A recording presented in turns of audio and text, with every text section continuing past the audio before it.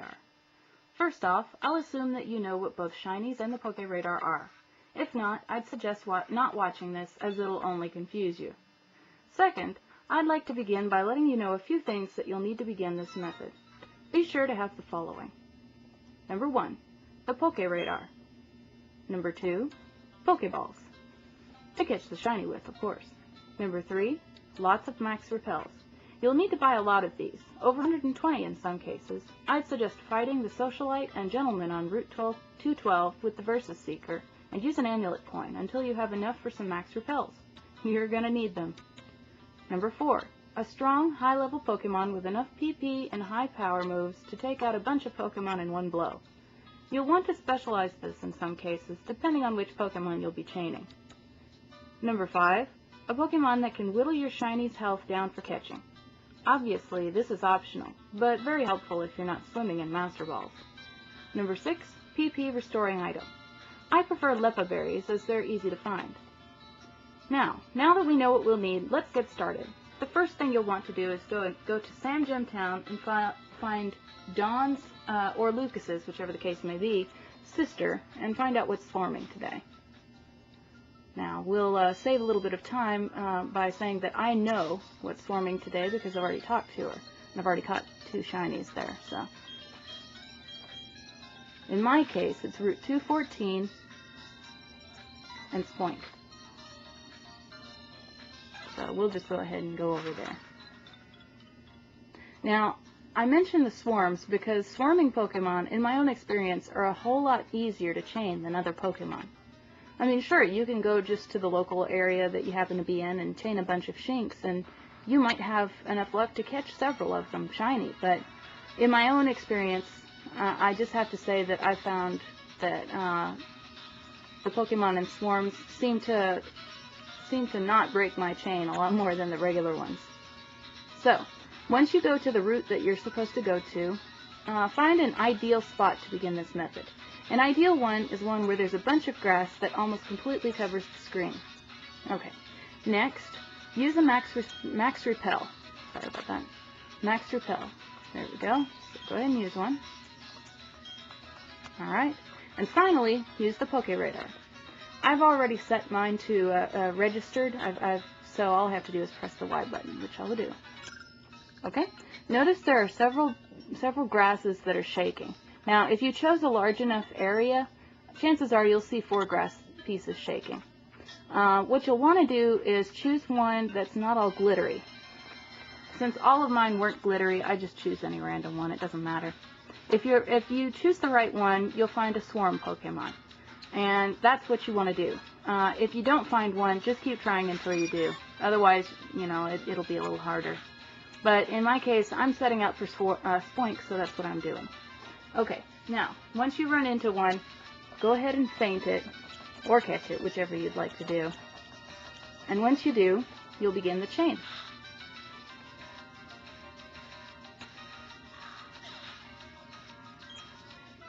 There we go. Alright, now, notice that several other bits of grass shook. After your initial one, it's important to keep a few things in mind, namely the rules of chaining. So I'll name those off for you. Rule number 1, only choose a patch of grass if there are 4 patches shaking. Rule number 2, after the first patch you choose, all subsequent patches must shake the same way. Choose any others and you'll break your chain. Rule number 3, never choose a patch of grass that forces you out of the radar's range. The range is dictated by whether or not you can see all of the moving patches. This is especially important to consider when you only see 2 or 3 patches moving. Often this is due to the fact that there are patches shaking in other areas of grass on the edge of the screen. Obviously, in our case here, that's not the case, because the only patch of grass is the one that we're in right now. But in several routes, there aren't any patches of grass that are this ideal. Rule number 4, only choose a patch of grass that's farthest from you and is at least 4 patches away. Rule number 5, when using another repel, never choose a patch of grass until you reset the radar. Rule number 6, never choose a patch of grass that occurs on a corner. Beware of patches on the outside edge as well. Now corners are these bits on the edge here that form little corners, see? Also, anything that touches an item that might jut out into the grass. Beware of those areas as well. Rule number 7, avoid patches of grass if they are right beside other moving patches. Rule number 8, when in doubt, reset the radar and try again. Rule number 9, never run away from Pokemon and never let it flee. Rule number 10, never use your bike. And finally, rule number 11, if you see a patch of grass that sparkles twice dramatically and seems to have a differently colored hue, it's a shiny Pokemon. Proceed there with caution. It's a lot to remember, but in time it'll become second nature. Now, I should address one more thing before moving on to tips and tricks, and that is resetting the radar. Here's how you do it. The Pokeradar needs to be recharged after 50 steps. If you come across a set of wiggling patches that aren't ideal to you, you'll need to reset the radar, and to do that, you've got to move through the grass or anywhere else 50 places at least. So that's what I'm doing here.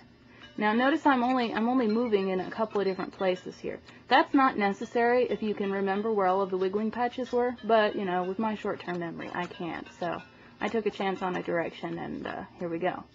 All right. So once you've gone through 50 patches, which I'm not sure if I have, but we'll see. Use the radar again. Okay, and if you did it successfully, it'll do the radar, and it won't have broken your chain. So one of the main things to remember when doing this is that you have to be extremely cautious. Don't just rush into the first patch of grass that seems okay. If you have any doubts at all, reset the radar. And trust me, you're going to be resetting the radar a whole lot more than you're going to be running into Pokemon. So, that's pretty much all the basics. The only thing I have left to tell you now are a few tips and tricks. Number 1, swarming Pokemon make the best chains. I found through experience that swarming Pokemon make longer chains for me than any of the standard ones you might run into. It's not necessarily a truth, but it is my own experience, and I thought it was worth noting. Number 2, never enter the grass directly behind your character. Unfortunately, this grass is mostly hidden from view, and if it wiggles, you'll be hard-pressed to see it. I make it a point never to enter this grass unless I can see all 4 of the wiggling grasses elsewhere. I've never seen a set of wiggling grass that had more than 4 in it, so I'm pretty sure that 4 is the maximum. Number 3, it's good to have a Pokemon that knows Super Fang or False Swipe in your team. They'll make Pokemon easier to catch. Any immobilizing statuses like sleep or paralysis are good too.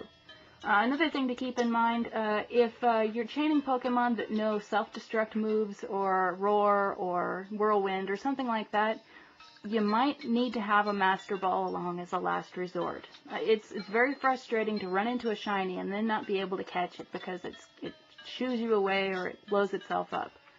So it's just one more thing to keep in mind. Number 4, if you're hunting an electric Pokemon, put a Pokemon with static at the head of your party. This will help ensure even more that you'll run into your chosen Pokemon, or so it is believed. I haven't tested this, I'm not sure if it's the truth, but a lot of people think it is. Number 5, app number 20, the Pokeradar app, is very helpful. It will tell you how many Pokemon you've chained, as well as your longest chain so far. This will help you determine when you're ready to start resetting for Shinies. Number 6, register the Pokeradar. This will help you out a lot. Number 7, put your max repels at the top of your item list. Number 8, at some point, stop chaining and start resetting. Most people say that 40 is a safe number to start chaining on, but as long as you have enough patience and max repels, even 20 could work.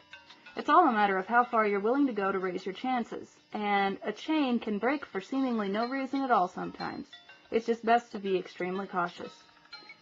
If ever you need number 9, if ever you need a break, take one.